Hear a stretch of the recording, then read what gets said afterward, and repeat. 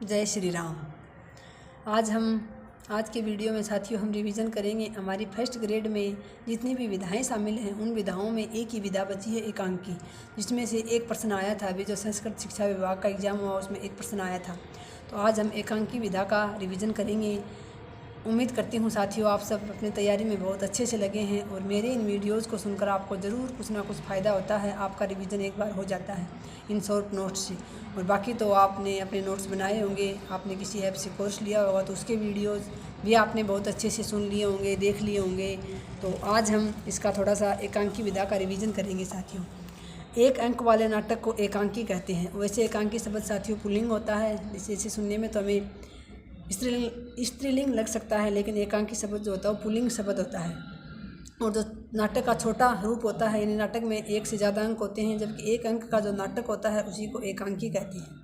एकांकी आधुनिक मानव की जीवन व्यापी व्यस्तता का परिणाम है। यानी आज के मानव इतना व्यस्त हो गया है, उसके पास इतना समय नहीं है कि वो नाटक जैसे पूरे गद्य की विधा को पढ़ सके या उसका कहीं उसको मंच पर उसको फिल्माया जा रहा तो वो देख सके। इस कारण से जो एकांकी विधा है वो आधुनिक मानव की जीवन व्यापी व्यस्तता का परिणाम है। व्यस्त होने के कारण नाटक को छोटे अंक में एक अंक में लिखा जाने लगा, उसी को एकांकी कहते हैं। आधुनिक मानव के पास 3 अंकों और अनेक दृश्य वाले नाटकों को देखने व पढ़ने का समय नहीं था। फलस्वरूप एक अंक वाले नाटक का जन्म हुआ। संकलन तरह एकांकी का आवश्यक अंग होता है साथियों। संकलन तरह से तात्पर्य होता है स्थान, समय और कार्य की एकता, यानी घटना कोई घटित होती है तो 3 चीज़ें प्रमुख रूप से मिलती हैं एकांकी में। तो किसी स्थान पर वो घटना हुई है, उसका समय और उस कार्य की एकता, यानी उस घटना को हम एक साथ एक लड़ी में पिरोकर हम दर्शकों के सामने, पाठकों के सामने प्रस्तुत करते हैं।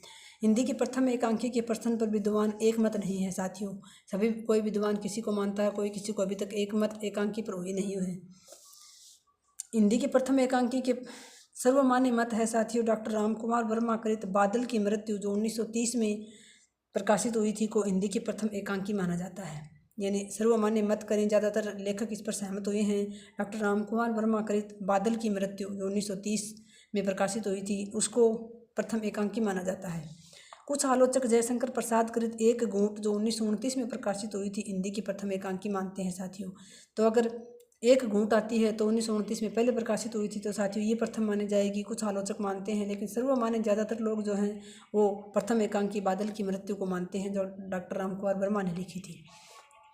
भुवनेश्वर प्रसाद कृत कारवां की गणना भी हिंदी की प्रथम एकांकी के रूप में की जाती है साथियों। कुछ लोग भुवनेश्वर की कारवां जो रचना है उसको भी प्रथम एकांकी मानते हैं।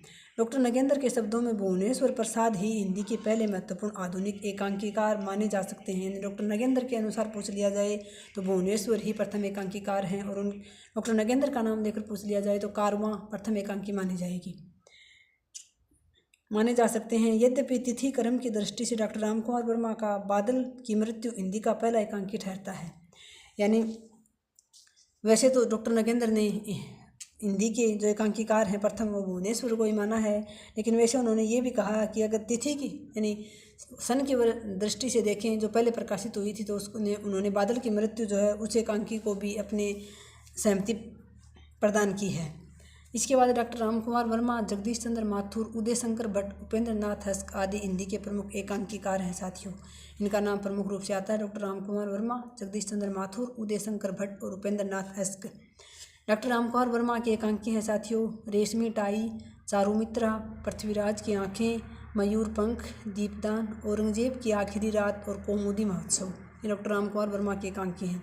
उसके बाद भुवनेश्वर प्रसाद हैं कारवां, तांबे के कीड़े, शैतान, प्रतिमा का विवाह, स्ट्राइक और लॉटरी, ये इनकी एकांकी हैं।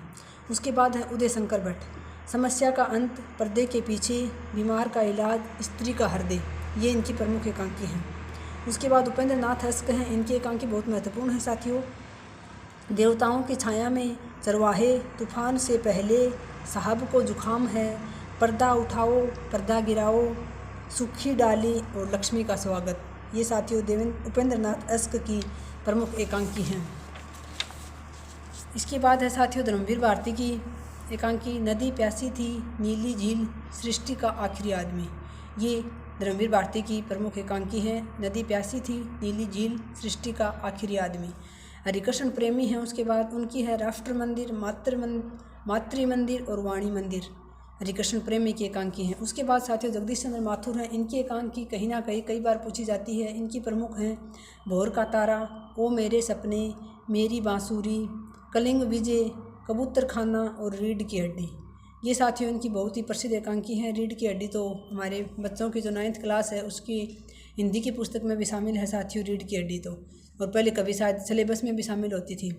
सिलेबस में क्या साथियों किताबें शामिल थी तभी पढ़ी हुई है। किताबों में जैसे पहले 9वीं से 12वीं तक की पुस्तकों से प्रश्न आते थे उस समय पढ़ी हुई है, वो ध्यान में रह जाती है। तो रीढ़ की हड्डी जो है साथियों इनकी बहुत ही प्रसिद्ध एकांकी है। और भोर का तारा, ओ मेरे सपने, मेरी बांसुरी, कलिंग विजय और कबूतर खाना, ये साथियों कुछ प्रमुख एकांकी हैं। हमने लगभग उपन्यास का कर लिया, नाटक का कर लिया साथियों, निबंध, कहानी और आत्मकथा, एकांकी, संस्मरण और रेखाचित्र, इन प्रमुख विधाओं का साथियों हमने रिवीजन कर लिया है। और ये इतनी ही प्रमुख विधाएं जो है फर्स्ट ग्रेड में शामिल हैं। बाकी सेकंड ग्रेड के कुछ साथी अगर ये देखते हैं वीडियोज़ तो वो इसके नीचे कमेंट कर दें। मैं उनके लिए जो और विधाएं बच गई हैं, जैसे आलोचना विधा बच गई, रिपोर्टाज विधा बच गई, ऐसी जो कुछ और छोटी छोटी विधाएं बची हैं उनके ऊपर भी साथियों मैं वीडियो बना दूंगी। अगर कोई साथी देखता हो, उसको थोड़ा बहुत इससे लाभ मिलता हो वीडियो से, तो वो ज़रूर नीचे कमेंट्स कर दें। 4-5 कमेंट्स भी होंगे तो भी मैं साथियों बना दूंगी आपके लिए शॉर्ट वीडियो, जो छोटी छोटी और विधाएं बची हैं हिंदी की उनके ऊपर। और साथियों ये एक प्रकार से थोड़ा सा आपके लिए रिवीजन का है, लगभग हिंदी साहित्य का मैंने रिवीजन करवा दिया है। ऐसे वीडियोज़ के माध्यम से ये आप काम करते समय या कभी भी जब आप पढ़ते पढ़ते बोर हो गए हो किताबों से, तो इन वीडियोज़ को आप सुन सकते हैं। वास्तव में ये शॉर्ट नोट्स का रिवीजन है और आपने तो अपने नोट्स बनाए रखे होंगे साथियों, उनको बार बार पढ़ते रहिए। और 2025 में वैकेंसी आनी है फर्स्ट ग्रेड की, तो जैसे आ गई हैं साथियों, बहुत सारे साथियों का बार बार प्रश्न रहता है क्या वैकेंसी बढ़ेंगी, क्या वैकेंसी बढ़ेंगी। तो साथियों जहाँ तक उम्मीद है पूरी करते हैं उम्मीद तो कि वैकेंसी बढ़ेंगी। और अगर नहीं भी बढ़ती हैं साथियों तो आप यकीन मानिए 2025 लास्ट तक ये एग्ज़ाम होने के बाद 2026 में बड़ी भर्ती ज़रूर आएगी साथियों। फर्स्ट ग्रेड अगर इसमें नहीं बढ़ाई तो फर्स्ट ग्रेड और सेकंड ग्रेड की साथियों एक और भर्ती आ जाएगी। जब तक ये सरकार है तो जाते जाते एक और बड़ी भर्ती निकालेगी साथियों। थोड़ा टाइम लग सकता है आपको, मैं मानती हूँ एक बेरोज़गार के लिए टाइम कितना मुश्किल से निकलता है साथियों, लेकिन फिर हमारे हाथ में तो कुछ है नहीं। हमें तो इस प्रकार से वैकेंसी आएंगी, भर्तियाँ आएंगी, उसी के अकॉर्डिंग तैयारी करनी पड़ेगी। तो साथियों आप यकीन मानिए हो सकता है इतने तक तो इसमें भी वैकेंसी बढ़ सकती हैं, पदों की बढ़ोतरी हो सकती है। और अगर नहीं होती है तो कुछ दिन और साथियों इंतज़ार करना ही पड़ेगा। और आगे बहुत सारी पोस्ट खाली हैं साथियों, तो बहुत जल्द बड़ी भर्ती फर्स्ट ग्रेड की और सेकंड ग्रेड की आपको दोबारा देखने को मिल सकती है। अगर इसमें पदों की बढ़ोतरी नहीं हुई तो आप अपना 100% दीजिए, पूरे जोश और जुनून के साथ लगे रहिए, अपनी तैयारी फुल रखिए साथियों। वैकेंसी आएंगी, आपका सिलेक्शन भी होगा, सारे काम हो जाएंगे। बस आप अपनी तैयारी में कहीं कोई कोताही मत बरतना, अपनी तैयारी में कहीं भी कोई कमी मत छोड़ देना साथियों। बस यही निवेदन है आपसे। अगर आपको 2025 में सफल होना है और आपको एक सीट पानी है तो साथियों मेहनत तो लगातार करनी पड़ेगी। और कुछ चीज़ों का, नींद का, रिश्तेदारों का और अपने मोबाइल का, अपने शॉर्ट वीडियोज़ का, उन बहुत सारी चीज़ों का साथियों आपको त्याग करना पड़ेगा, तब जाकर आपको सफलता मिलेगी। ऐसा नहीं है कि आप ऐसे ही गप्पे लड़ाते रहेंगे दोस्तों के साथ, ऐसे ही शॉर्ट्स वीडियो एक बार फ़ोन हाथ में लिया तो पता ही नहीं चला घंटे 2 घंटे कब बीत गए, और फिर बैठे बैठे पछताते रहते हैं कि काश इतनी देर पढ़ लिया होता। तो साथियों वो काश जो है वो कभी लौट कर नहीं आता। इससे अच्छा है आप शॉर्ट वीडियोज़ वगैरह अपने फ़ोन में ऐसे कोई ऐप रखें ही नहीं जो आपको, आपके समय को ख़राब कर रहे हों या आपकी पढ़ाई को बाधित कर रहे हों। ऐसे किसी भी ऐप को आप अपने मोबाइल से डिलीट कर दें कुछ दिनों के लिए। ऐसे बस 1-2 अगर आपने कोर्स ले रखा है तो वो ऐप रखिए, यूट्यूब रखिए साथियों।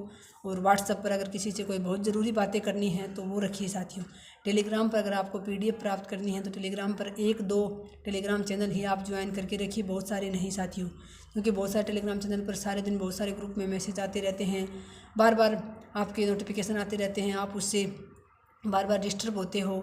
आप 1 या 2 या 3 चैनल जहाँ से आपको सामग्री लेनी है, जहाँ से आपको PDF वगैरह प्राप्त करनी है, या फिर कोई एक चैनल ऐसा जहाँ से आपको सारी सही और सटीक जानकारी मिलती हो, ऐसे किसी 1-2 टेलीग्राम चैनल को ही आप ज्वाइन करके रखिए और उसी को साथियों आप उसी के नोटिफिकेशन को देखिए। ऐसा ना हो कि बार बार आपने यूट्यूब पर भी बहुत सारे चैनल सब्सक्राइब करके छोड़ रखे हैं, ऐसे ही उसके ऊपर भी बार बार नोटिफिकेशन आते रहते हैं, या फिर आप फेसबुक वगैरह में उलझे हुए हैं, वहाँ किसी प्रकार की बेवजह की बहस में पड़े रहते हैं, या फिर यूट्यूब पर ही ऐसे वैसे कैसे वीडियो ब्लॉग देखते रहते हैं। साथियों, आपको तो पता है यूट्यूब एक कमाई का जरिया बन चुका है। लोग कैसे कैसे अपने रिश्तों को, नातों को, सब कुछ तार कर रहे हैं, लोग व्यूज़ बढ़ाने के लिए, कमाई करने के लिए। तो इन सब के चक्कर में आप ना पड़े साथियों। जिस दिन सफल हो जाएं उस दिन जी भर के ब्लॉग देख लें, जी भर के आप शॉर्ट वीडियो देख लें, जी भर के फेसबुक चला लें, लेकिन जब तक सफल नहीं होते साथियों तब तक अपनी पढ़ाई पर ध्यान दीजिए।